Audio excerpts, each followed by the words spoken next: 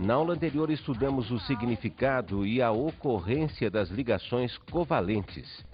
São ligações que se unem através dos pares eletrônicos, compartilham elétrons. Todo mundo ganha elétrons e ninguém perde. A professora Tânia nos falou também sobre uma das funções das substâncias inorgânicas, os ácidos. Vimos que os ácidos são substâncias que, quando em solução aquosa, liberam como cátion sempre o hidrogênio. E que os ácidos são substâncias que nós utilizamos no nosso dia a dia, como o ácido acético, que nós utilizamos para temperar as saladas, o ácido clorídrico, presente no nosso organismo, no nosso estômago, e assim por diante. Vamos à aula de hoje.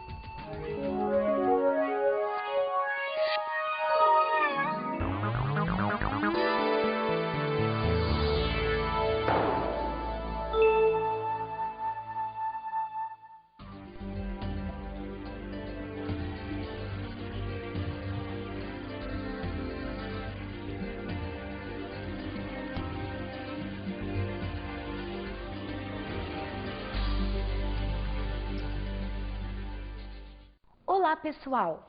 Hoje nós vamos dar continuidade ao estudo das funções inorgânicas. Você se lembra? Nós vimos na nossa última aula o que é a função ácido.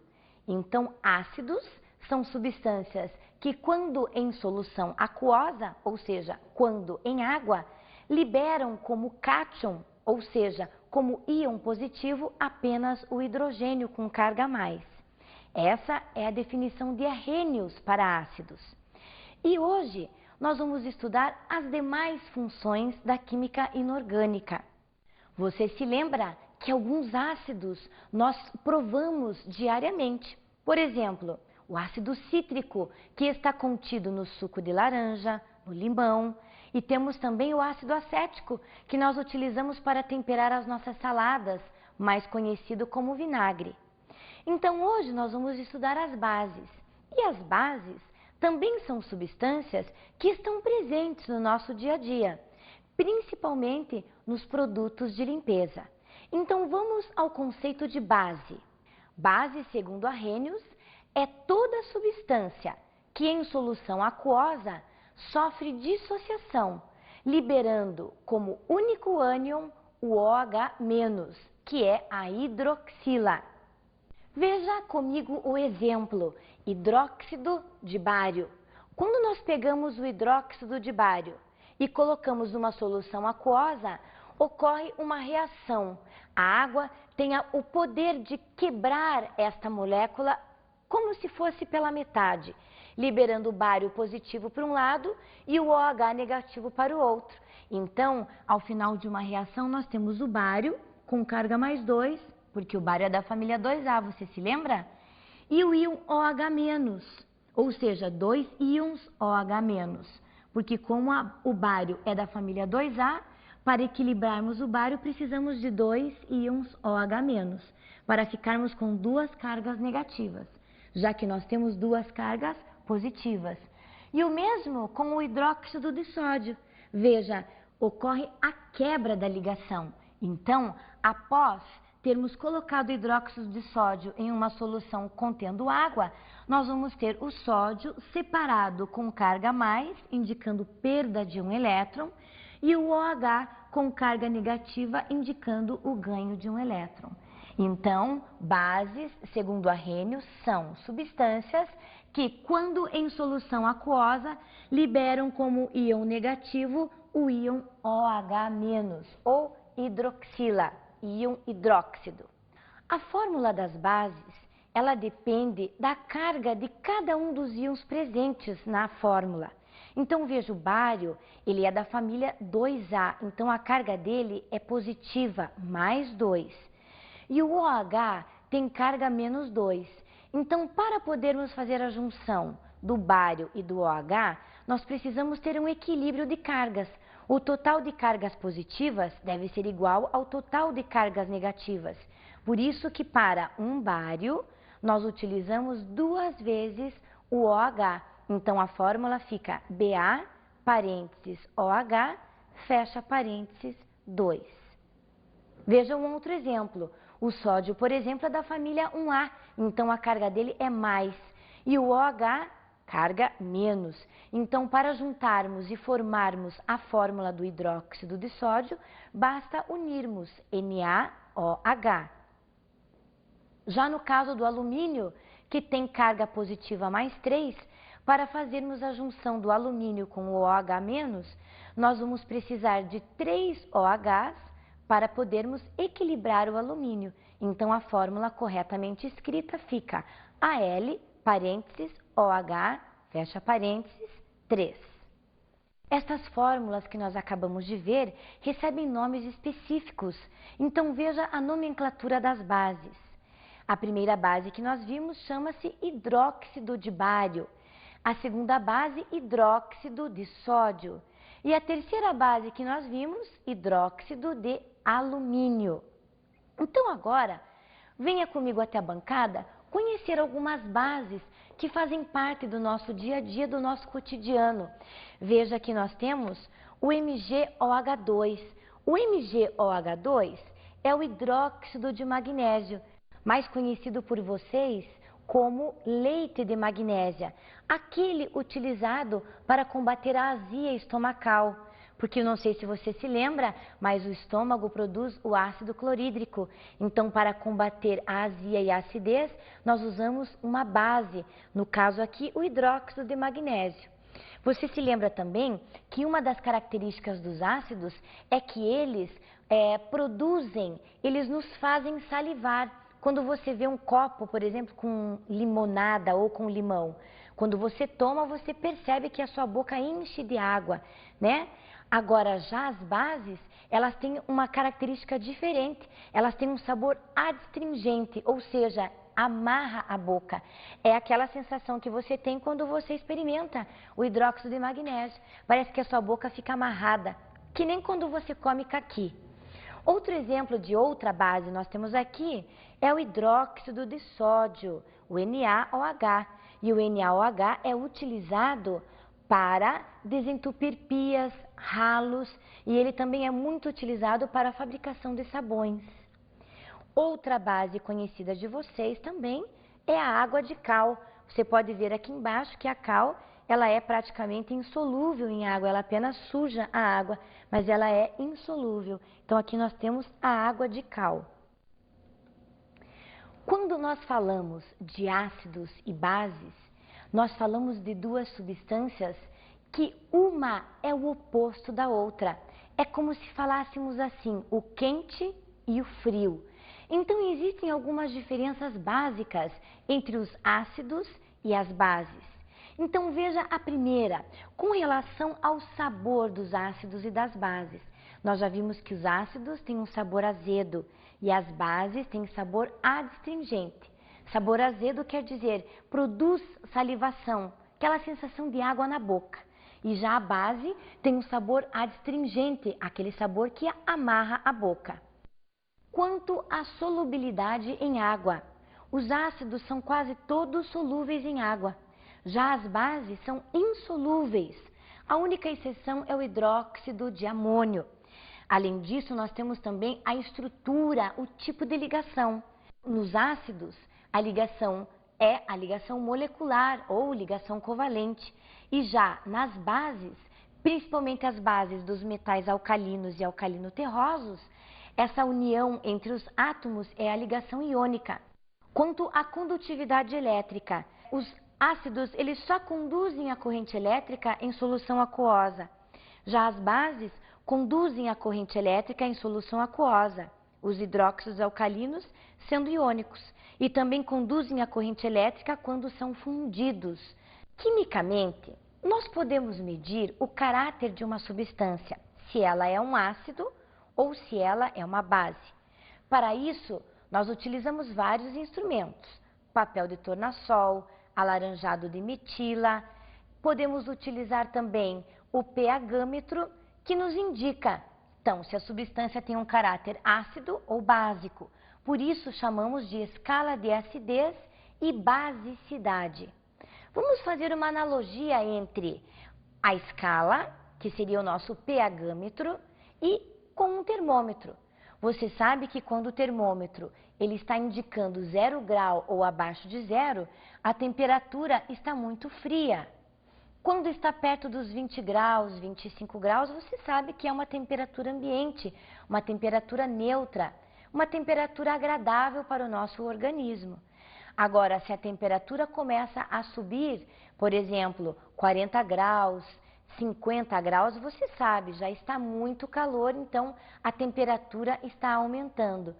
Assim também acontece aqui em um pH-metro ou numa escala de acidez, que você vai ver aqui comigo. O aumento da acidez vai do 7 até o 0. Então, se uma determinada substância for medida sua acidez e basicidade e chegar perto do 0, é porque essa substância tem caráter ácido. Agora, se for medida a acidez e basicidade de uma substância e chegar perto do 13 ou 14, então você sabe que essa substância ela é uma base. Se por acaso a substância chegar perto dos 7, da escala 7, nós sabemos então que essa é uma solução neutra. Então vamos ver ali na bancada como nós poderíamos distinguir um ácido de uma base. Nós temos aqui em cima o papel tornassol azul e o papel tornassol vermelho. Então vamos colocar o papel tornassol, vamos pegar aqui uma tirinha e vamos colocá-la aqui num suco de limão, para nós verificarmos que cor ficaria o papel tornassol com o suco de limão. Então vamos mergulhar aqui e mergulhando nós enxergamos que o papel tornassol ficou com a cor avermelhada, indicando então que essa é uma substância ácida. Então, quando o papel tornassol fica vermelho, é porque a substância que entrou em contato com ela é uma substância ácida. Agora, se nós pegarmos o papel tornassol rosa, nós vamos mergulhar o papel tornassol rosa aqui na substância no hidróxido de magnésio. Então, vamos pegar aqui, vamos colocar, vamos mergulhar e ver. Você está enxergando, que é lógico que o hidróxido de magnésio ele é muito denso, mas você já pode ver que a tira acabou ficando que cor? Está ficando meio azulada. Se nós esperarmos aqui um tempo a mais, você vai ver que vai ficar bem azul a cor do papel tornassol, indicando então que essa substância é uma base. Vamos pegar então novamente aqui um papel tornassol rosa e vamos experimentar aqui no hidróxido de sódio para ver a coloração desse papel tornassol. Você pode ver que já começa a haver algumas mudanças, Ele começa devagarinho a ficar com um aspecto azulado, indicando então que o hidróxido de sódio é uma base.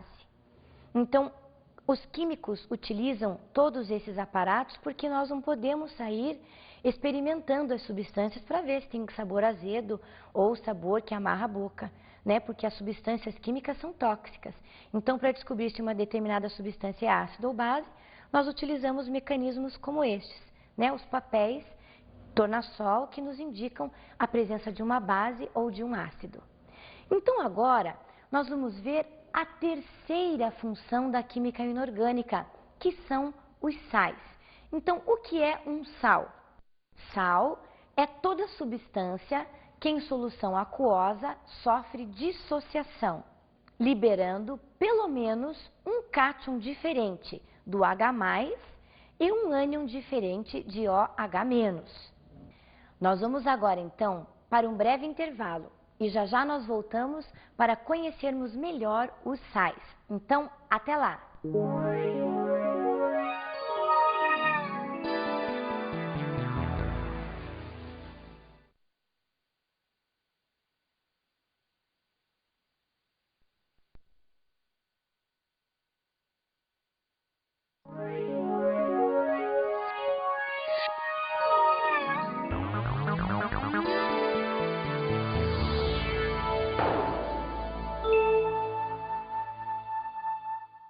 Voltando então do nosso intervalo, nós vamos rever o conceito de sais. Então, sais são substâncias que vão liberar como parte positiva, ou seja, como cátion, um elemento diferente do H+, porque quem libera H+, é um ácido, no caso aqui ácido clorídrico, e vai liberar um ânion diferente de OH-, porque quem libera OH- é sempre uma base.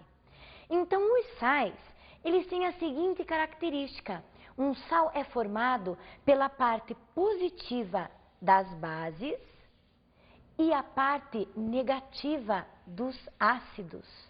Então, se nós juntarmos o sódio, que é a parte positiva, o cátion, com o ânion, que é o cloro, parte negativa do ácido, nós vamos ter o seguinte sal, o NaCl, que é o sal de cozinha. Os sais, então, têm uma nomenclatura diferente, claro, daquela que nós demos aos ácidos e às bases. Então, sempre nós vamos começar a leitura do nome de um sal pelo ânion para depois falar o nome do cátion. Então, o nome deste sal seria cloreto de sódio. Vamos ver alguns outros sais, a formulação e a nomenclatura. Então, veja, para fazermos o sal com o potássio e com o ânion nitrato, nós precisamos verificar a carga dos dois. Se a carga de um é +1 e a carga do outro é -1, o total de cargas positivas é igual ao total de cargas negativas. Então, nós podemos unir os dois íons, formando então o KNO3, nitrato de potássio. Vamos ver outro exemplo. Aqui nós temos o cálcio, e o cálcio é da família 2A, então a carga dele é +2. E vamos tentar unir com o ânion cloreto, que tem carga -1. Então, aí, nós temos que fazer o equilíbrio de cargas. O cálcio tem carga +2 e o cloro tem carga -1. Então, nós precisaremos de 2 cloros para equilibrarmos o cálcio. Então, a fórmula ficará CaCl2, ou seja, cloreto de cálcio. Vamos ver agora alguns sais que nós utilizamos no nosso cotidiano. Cloreto de sódio, NaCl, utilizado como sal de cozinha. Fluoreto de sódio, NaF. Ele é muito utilizado nas pastas dentais, por causa do flúor, para evitar a cárie. Outro sal, nitrato de sódio, NaNO3. É conhecido como salitre do Chile e é muito utilizado na fabricação de fertilizantes. Nós conhecemos também o sulfato de cálcio, é o giz utilizado aqui no quadro. E também sabemos que o sulfato de cálcio, quando tem algumas moléculas de água, é conhecido por você como gesso. Então, como nós acabamos de ver, os sais são substâncias muito utilizadas no nosso dia a dia. Agora, nós vamos saber o que são óxidos, a quarta função da química inorgânica. Óxido é um composto binário, ou seja, é formado por 2 elementos, sendo que o oxigênio é o mais eletronegativo entre eles. Como nós vimos então na definição, óxidos são substâncias binárias, ou seja, são formadas por 2 elementos químicos, sendo que desses 2 elementos químicos, um sempre será o oxigênio. Veja o exemplo do gás carbônico, do CO2. Ele possui um átomo de carbono e 2 átomos de oxigênio. Esse é um exemplo típico de um óxido. Além do mais, nós sabemos também que a água H2O também é um óxido. É um óxido formado por hidrogênio e oxigênio. Vamos ver agora exemplo da fórmula dos óxidos. Confira comigo. O sódio, que é o Na, com carga +1, vai fazer ligação com o oxigênio, que tem carga -2. O total de cargas positivas é diferente do total de cargas negativas. Então, para equilibrarmos o oxigênio, nós vamos precisar de 2 sódios. Então, a fórmula fica Na2 e oxigênio 1, óxido de sódio. Veja outro exemplo. Temos então o alumínio com carga +3 e o oxigênio com carga -2. Fazendo o equilíbrio dos dois íons, nós teremos Al2O3, óxido de alumínio. E um terceiro exemplo agora então, o cálcio com carga mais 2 e o oxigênio com carga menos 2. O total de cargas positivas é igual ao total de cargas negativas. Então, para um cálcio, nós vamos utilizar um oxigênio. A fórmula fica CaO, óxido de cálcio. Confira comigo alguns exemplos do uso dos óxidos no nosso cotidiano. Então, veja lá. Dióxido de carbono é o CO2. É utilizado no gás do refrigerante. E no estado sólido é conhecido como gelo seco. Outro óxido é o monóxido de nitrogênio, N2O.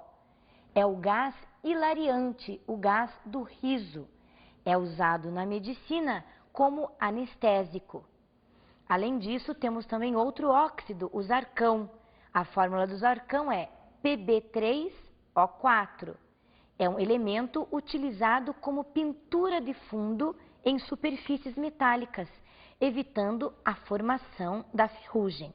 E por falar em gás carbônico, CO2, que é um óxido muito conhecido por nós, você sabia que ele é o grande vilão do efeito estufa? Pois é, nós fizemos uma enquete para tentar descobrir o que as pessoas sabem a respeito do efeito estufa. Além disso, nós também perguntamos sobre o buraco na camada de ozônio e sobre a chuva ácida. Confira comigo, então, a opinião de algumas pessoas. Você saberia me dizer o que é efeito estufa? É a poluição, né? Que bloqueia a camada de ozônio, né? Essas coisas assim, que aquece a Terra. E você sabe qual a função do ozônio? Não. E você saberia me dizer o que é chuva ácida? Os gases poluentes, principalmente o SO2, eles entram em contato com o vapor d'água do ar, se transformam em ácido sulfúrico e a precipitação destrói monumentos, polui águas, isso aí. Ozônio é um gás que forma uma camada que protege a Terra. Sim, efeito estufa é, por exemplo, as nuvens que cobrem a Terra fazem um efeito estufa fazendo com que o ar atmosférico não saia da superfície da Terra e vá para fora, né? Então isso faz o efeito estufa faz com que a gente possa sobreviver aqui na Terra. Ozônio, uma camada que tem em volta da Terra para proteger dos raios do calor do Sol na Terra, filtração do Sol na Terra. Efeito estufa é o efeito, né, causado pelos gases emitidos na Terra, os gases carbônicos, que provocam um aquecimento global na Terra. Chuva ácida. Sabia, agora já não me esqueci. Chuva ácida. Deve ser uma chuva devido a esses desvios que tem na natureza que acaba queimando as coisas. Nunca vi, não sei bem explicar como é que é. Você saberia me dizer o que é efeito estufa? Não. E você saberia me dizer o que é ozônio e qual a sua função? O ozônio é uma camada que tem na atmosfera, né? Mas eu não sei a função. E você sabe me dizer o que é chuva ácida? Também não, mais ou menos.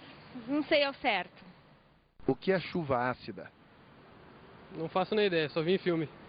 Você viu que algumas pessoas não sabem o que é efeito estufa. Outras têm uma leve noção, mas muitas não sabem o que seja o ozônio, qual é a função do ozônio na atmosfera e muito menos o que é a chuva ácida. Então vamos explicar cada um desses fenômenos bem detalhadamente para que você possa entender. O primeiro então é o efeito estufa. As nuvens de gás carbônico na atmosfera terrestre criam um efeito estufa natural, pois retém parte do aquecimento que é provocado pela luz solar na superfície da Terra. Esse fenômeno mantém a temperatura terrestre em níveis normais, possibilitando a vida de todos os animais e vegetais. O aquecimento da Terra é algo benéfico para as plantas e os animais, mas com o acúmulo de gás carbônico, esse aquecimento está se tornando um tanto quanto excessivo. Então, este superaquecimento preocupa os cientistas no sentido de que eles preveem que pode haver o derretimento das calotas polares, aumentando com isso o nível de água nos mares. Com isso, algumas cidades como Rio de Janeiro, Miami, Nova York poderão desaparecer. Agora nós vamos saber o que significa o buraco na camada de ozônio. Do total de energia que nos chega do Sol, cerca de 46% corresponde à luz visível, 45% à radiação infravermelha e 9% à radiação ultravioleta. Esta última contém mais energia e, por isso, é mais perigosa para a vida do homem, dos animais e vegetais. A chuva que cai do céu, nós sabemos, não é totalmente pura. Ela contém várias impurezas. Mas, com a utilização de combustíveis fósseis nos nossos automóveis e com as fábricas e as termoelétricas desprendendo vários tipos de gases, nós temos um acúmulo na atmosfera do dióxido de enxofre, do SO2. O dióxido de enxofre, ao se misturar com a água, se transforma em ácido sulfúrico. Então, a chuva que cai do céu é uma chuva que nós podemos dizer em termos que ela tem um caráter ácido. Esta acidez que vem da chuva, ela causa muitos danos, principalmente à vegetação, à plantação, causa danos nas estátuas, nos monumentos e danos principalmente ao solo, porque torna o solo muito ácido. Os cientistas já sabem que todos esses problemas naturais que estão acontecendo pela má utilização da química precisam ser sanados o quanto antes. Com relação ao buraco na camada de ozônio, está sendo proibido a utilização do CFC, aquele gás nos aerosóis, e o mesmo gás também que é liberado quando queimamos o isopor, por exemplo. Além disso, com relação à chuva ácida, já estão sendo produzidos e repensados outros combustíveis que sejam menos poluentes. E também nós vimos hoje o efeito estufa. Também o efeito estufa é causado pelo acúmulo de gás carbônico. Da mesma forma, os cientistas estão tentando, então, com outros tipos de combustíveis, não poluir tanto assim a nossa atmosfera.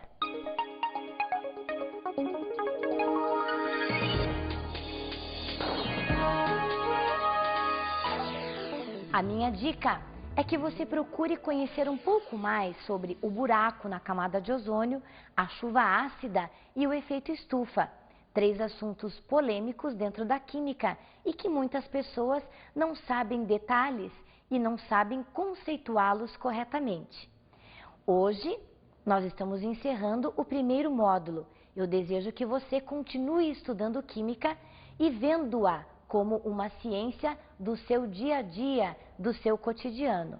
Então, bons estudos e até breve!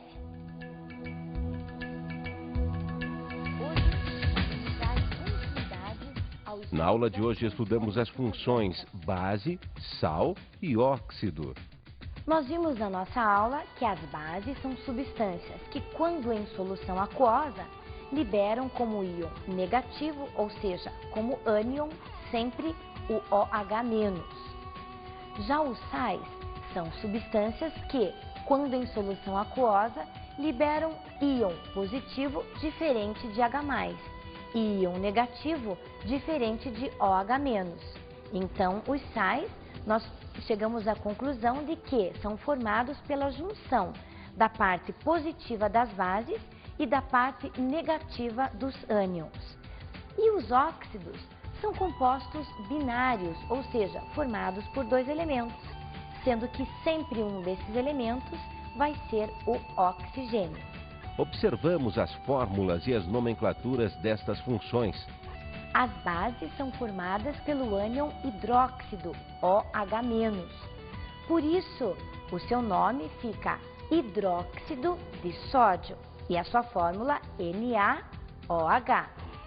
Já para os sais, nós temos a parte positiva, que seria o cátion, e a parte negativa, o ânion. No caso do NaCl, teríamos o cloreto de sódio. Já do óxido, nós teríamos então o carbono com o oxigênio formando o dióxido de carbono, CO2. Notamos também o importante fenômeno da chuva ácida. Nós vimos que a chuva ácida é causada pelo dióxido de enxofre. O dióxido de enxofre é um óxido que é liberado pelas termoelétricas, pelas fábricas, pelas indústrias e que, quando se junta na atmosfera com a água, transforma a água em chuva ácida, levemente ácida, mas que já causa alguns danos à natureza e ao homem. Bons estudos!